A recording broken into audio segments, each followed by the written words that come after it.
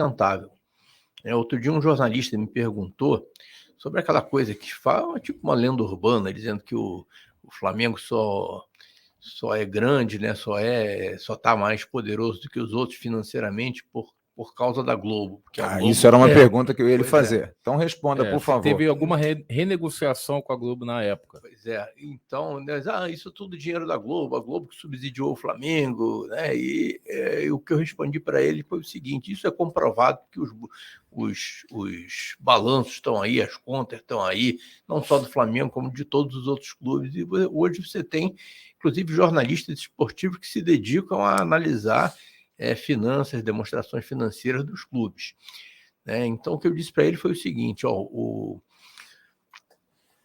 a vantagem do Flamengo não foi enquanto ele ganhou da Globo em relação aos outros clubes. Não foi porque ele ganhou mais dinheiro da Globo do que os outros clubes. Foi porque ele gastou muito melhor o dinheiro que ele recebeu da Globo do que os outros clubes gastaram. Em 2016, todos os clubes, sem exceção, assinaram contratos excelentes de direito de transmissão para valer a partir de 2019, né, e receberam luvas por isso.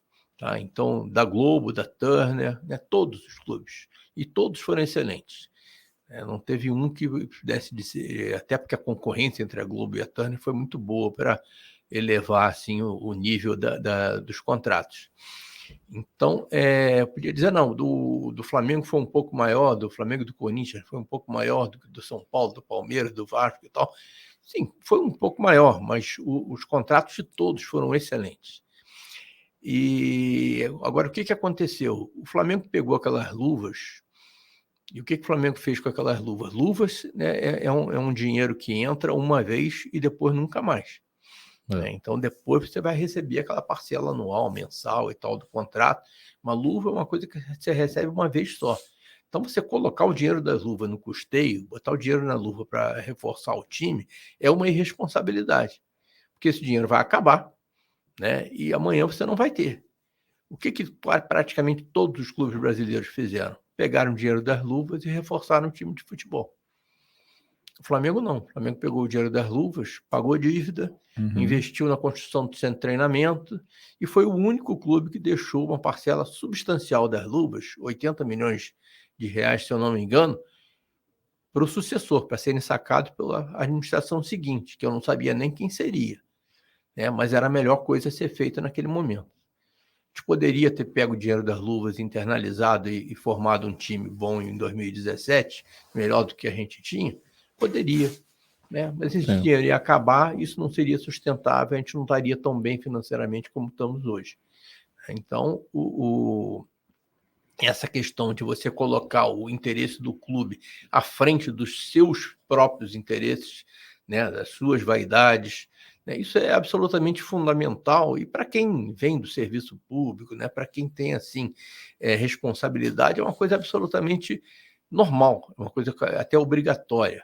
Eu lembro que nesse processo aí de negociação com a Globo, né, e os clubes se reuniam muito sempre, teve um presidente de um grande clube, né, esse eu não vou citar o nome, mas que ele falou o seguinte: falou, eu não quero saber do futuro, eu quero saber do meu mandato, quero saber do presente, né? Eu quero no mandato dele, eu quero saber quanto que vai entrar dinheiro da Globo no meu mandato, né? E evidentemente que vocês não precisam, ninguém precisa ser muito esperto para entender que esse clube foi um dos que se deu mal. Mas o senhor acha, presidente, que essa divisão é justa?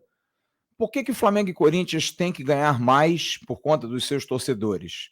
Mas, pelo fato de terem outras grandes marcas agregadas, essa divisão não deveria ser um pouco mais, digamos... coerente? Não é igual, mas eu diria coerente para que a competitividade fosse maior. Flamengo e Corinthians não ganham muito mais do que outros clubes? Não ganham muito mais. O que aconteceu no caso do Flamengo foi que o Flamengo gastou muito melhor. Não é que ele ganhou muito mais. Esse último contrato da Globo já consagrava aquela fórmula 40-30-30. Né? 40% dividido igual para todo mundo, 30% por exposição Só pode revelar os números na época, quanto eram?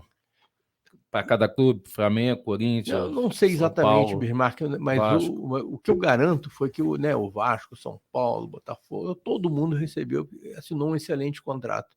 A diferença está em como você gastou. Sim. Tanto que você vê que Flamengo e Corinthians receberam a mesma coisa, né? O Flamengo foi, vamos dizer, fez um bom uso daquilo e o Corinthians aparentemente não, né? Então, apesar de terem ganho, acho que exatamente o mesmo valor.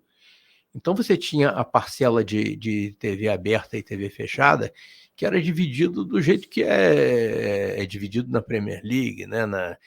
Não tinha 40, 30, 30, 40 igual para todo mundo, né? 30 por exposição e 30 por colocação no campeonato, né? A diferença que existe é no pay-per-view. Por quê? O pay-per-view é uma bilheteria remota. Uhum. Né? Você é torcedor do Vasco, você vai lá na NET, na Globo, sei lá, contrata o seu pay-per-view e eles perguntam qual é o seu time. Eu sou Vasco. Né? Aí a parcela, né, do seu pay-per-view vai para o Vasco. Então, a diferença do Flamengo para os outros está no pay-per-view, da mesma maneira que você, né, quando a pessoa vai lá e compra um ingresso para ver o Flamengo jogar, para ver o Fluminense jogar, o Vasco jogar, né, o dinheiro daquela bilheteria reverte, abatidas as despesas e tal, para aquele time. Então, a diferença era apenas essa. Agora, eu garanto a você, isso daí, você pode pegar aí, talvez o Rodrigo Capello tenha feito alguma análise, né, ou o Benny Kessel lá no Balanço da Bola e tal, né, de quanto que entrou na época e como isso foi gasto. E isso não é só nas luvas, né?